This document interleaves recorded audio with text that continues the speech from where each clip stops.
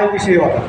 आज वंचित बहुजन आघाडी औरंगाबाद छत्रपती संभाजीनगर महानगरपालिकेचा आम्ही बहुजनांचा जाहीरनामा सिद्ध केलेला आहे आणि आपल्या माध्यमातून आम्ही आमचे जे उमेदवार या ठिकाणी उभे केलेले आहे ते विशेष भर देऊन आम्ही शिक्षण KG ते PGपर्यंत मोफत व जागतिक दर्जाचं शिक्षण आम्ही मनपाच्या शाळेला देण्याचा आमचा संकल्प आहे. आरोग्य तसेच स्वच्छ शहर आणि सुदृढ नागरिक हे सुद्धा आमच्या जाहीरनाम्यामध्ये संकल्पना आहे. 24 तास पाणी या शहराला मिळावं हे सुद्धा आमचं जाहीरनाम्यामध्ये आम्ही दिलेलं आहे. पायाभूत सुविधामध्ये तर विशेष औरंगाबादमध्ये कुठल्याही वाहतुकीचं तळ नाही आहे. वाहतूक तळ जसं मुंबई पुणेमध्ये वाहतूक तळीची जागा असते तशी जागा कुठल्याच ठिकाणी नाही. म्हणून आम्ही स्वच्छतागृह असेल किंवा वाहनाचं तळ असेल पोलीस किंवा महानगरपालिका त्या ठिकाणी आडमाप दंड त्या वाहनांना देतोय किंवा वाहतुकीच्या गाड्यांना देतोय, परंतु ते तळाचे कुठल्याच प्रकारे नियोजन नाही. आमचं जर वंचित बहुजन आघाडीचे नगरसेवक निवडून आले तर सगळ्यात पहिला आम्ही या विषयावर गांभीर्याने ते बोलतील सभागृहामध्ये. पायाभूत सुविधेच्यामध्ये आम्ही विशेष भर जे विशेष घटक योजना आहेत किंवा अतिक्रमणाचा जो घटक आमच्या आयुक्त साहेबांनी प्रशासकांनी चालू केलेला आहे त्याच्यामध्ये आम्ही गरिबांचे जे घरं त्यांनी पाडले आणि श्रीमंतांचे वाचवले अशा पद्धतीचा आमचा आरोप आहे वंचित बहुजन आघाडीचा. आमचे नगरसेवक सभागृहामध्ये याच्यावर सुद्धा आवाज उठवतील.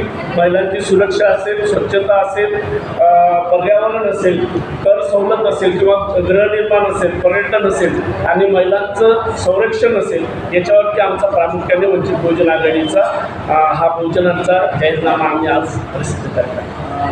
आतापर्यंतच्या सभा किंवा याच्यामध्ये वंचित बहुजन आघाडीचा प्रतिसाद कसा आहे आणि अपेक्षित कसा आहे की तुम्हाला काय अपेक्षा आहे या निवडणुकीत? आम्हाला वंचित बहुजन आघाडीचा जो प्रतिसाद आहे आमच्या आदरणीय नेत्या राष्ट्रीय नेत्या प्राध्यापक अंजलीताई आंबेडकर यांच्या काल जे सभा झाल्या आणि याच्या आधी पण आमच्या कार्यकर्त्यांची जी टीम आहे त्यांची जी मेहनत आहे त्यामध्ये हजारोच्या संख्येनं कार्यकर्त्यांची टीम काम करत आहे आणि 100% आम्हाला विश्वास आहे की आम्ही 2 अंकी आकडा तरी या महानगरपालिकेमध्ये जिंकण्याच्या वाटेवरती आहे. साहेब, प्रत्येक पक्षामध्ये सगळ्याच पक्षामध्ये पक्षांतरण होत आहे. आपल्या पक्षात असं काही प्रवेश सोहळा आगामी काळात होईल? याच्या आधी आमच्या जिल्ह्याच्या प्रभारी अरुंधतीताईंच्या नेतृत्वाखाली अनेक पक्षप्रवेश झालेले आहेत. त्याच्यामध्ये MIM असेल, राष्ट्रवादी असेल किंवा इतर अनेक पक्षातले नगरसेवक किंवा पदाधिकारी आमच्या पक्षामध्ये प्रवेश केलेला आहे आणि त्यांना आम्ही कामंसुद्धा वाटून दिलेलं आहे. आपण आज जाहीरनामा प्रसिद्ध केला, जाहीर केला आहे. सगळ्याच पक्षांनी जाहीरनामे प्रसिद्ध केले. आपल्या जाहीरनाम्यामध्ये वेगळं पण काय आहे? आमच्या जाहीरनाम्यामध्ये सगळ्यात महत्त्वाचं वेगळं पण आहे की आम्ही मनपाच्या शाळा वाचवणार जे बिल्डरच्या घशामध्ये प्रशासन टाकत आहे त्यांच्या जागा टाकत आहे आणि त्याच्यानंतर आमचं शिक्षणावर आणि आरोग्यावर प्रामुख्याने लक्ष केंद्रित करून इतर दलित संघटना आपल्याला वर्तुळात चर्चा घेतो आपल्याला पाठिंबा देऊ इच्छिते तर तुम्ही ते पाठिंबा घेणार का?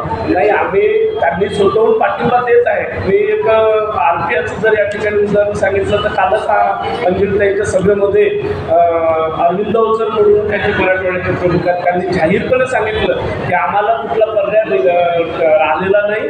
आमचे मतदार आम्ही स्वतः तिथं राहून मतदान करून घेणार आणि वंचितलाच मतं आम्ही देणार. रिपब्लिकन पक्षाने भाजपसोबत युती तोडली आणि त्यांनी जाहीर केलं वंचित आघाडीला पाठिंबा देऊ म्हणून. त्याच्या संदर्भात आपली काही चर्चा झाली का?